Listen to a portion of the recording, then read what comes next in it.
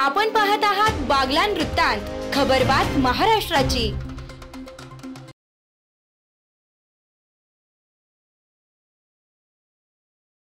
ग्रामीण रुग्णालय व तहसील कार्यालय सटाणा यांच्या संयुक्त विद्यमाने महसूल पंधरवाड्याच्या निमित्ताने आरोग्य तपासणी शिबिर तहसील कार्यालय बागलाण येथे संपन्न झाले।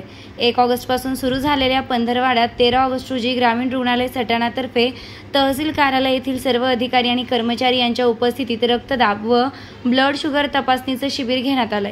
या शिबिराचे आयोजन ग्रामीण रुग्णालयातर्फे राबविला जात असलेल्या NCD अर्थात असंसर्गिक आजारांशी संबंधित कार्यक्रमांतर्गत करण्यात आलं होतं। कार्यक्रमाचं उद्घाटन उपविभागीय अधिकारी कल्पना ठुबे यांच्या हस्ते करण्यात आलं। कार्यक्रमाप्रसंगी तंबाखू व तंबाखूजन्य पदार्थ यांच्या परिणाम विषयी जनजागृती करण्यात आली। सर्व कर्मचारी मौखिक तपासणी करण्यात आली।